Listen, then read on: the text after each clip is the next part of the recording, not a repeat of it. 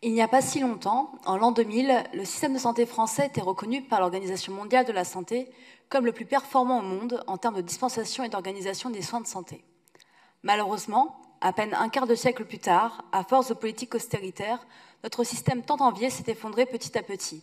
La pandémie de Covid-19 a d'ailleurs révélé l'ampleur de l'état de décomposition de notre système de santé et du démantèlement organisé du service public.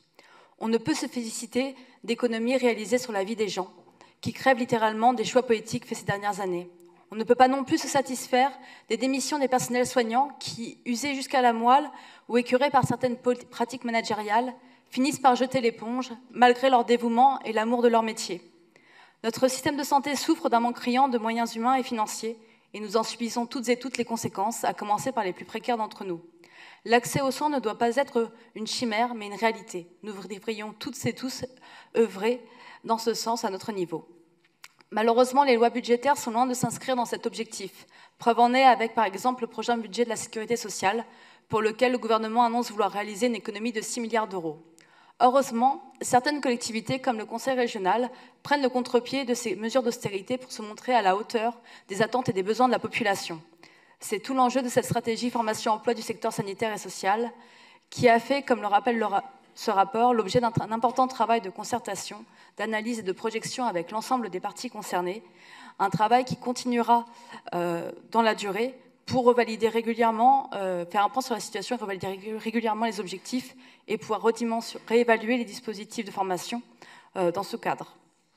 Cette stratégie s'inscrit dans une démarche plus globale, continue et volontaire du Conseil régional de résorber les déserts médicaux et de garantir à toutes et à tous, dans l'ensemble du territoire, un égal accès aux soins, avec la construction des résidences pro-santé, des centres de santé, des maisons de santé pluridisciplinaires, le salariat des médecins, et, comme le rappelle le rapport, depuis 2019, l'augmentation conséquente du nombre de places en première année de formation d'infirmières et d'infirmières, d'aides-soignants et de masseurs kinésithérapeutes. Toutefois, la réussite de ces formations ne dépend pas uniquement du nombre de places, mais aussi de l'accompagnement humain, matériel et financier mis en œuvre pour prévenir notamment les abandons en cours de formation, comme l'évoque le présent rapport. Certains abandons sont inévitables lorsque les personnes se rendent compte que le métier dans lequel elles se projetaient ne correspond finalement pas à leur aspiration, auquel cas il est nécessaire et sain de permettre leur réorientation. Outre ces abandons positifs, qui font partie du parcours de vie de chacun, il y en a d'autres, bien trop nombreux, qui sont contraints et contre lesquels nous devons lutter. Les raisons de ces abandons contraints sont multiples. Ces derniers peuvent résulter de facteurs extérieurs, comme des contraintes familiales, des problèmes de santé ou financiers, que mes collègues pourront développer par la suite. Il y a aussi des facteurs internes qui peuvent expliquer ces abandons. Le premier d'entre eux est l'orientation préalable. Il n'est pas toujours évident de se projeter dans un métier et de choisir la voie professionnelle qui nous convient. Il est de la compétence du Conseil régional, dans le cadre du service public régional de l'orientation, de veiller à ce que cela se passe le mieux possible. Le décalage évoqué dans le présent rapport entre le fort niveau de candidature pour les formations d'infirmiers et d'infirmières et l'importance des abandons en cours de formation en raison d'une mauvaise connaissance des réalités du métier montre la nécessité de bien travailler cette question de l'orientation. Le second facteur interne réside dans l'environnement de la formation. Le Conseil régional peut, comme le souligne le rapport, renforcer son soutien aux efforts portés par les instituts de formation pour améliorer l'accompagnement individualisé des apprenants ainsi que la préparation de leurs stages.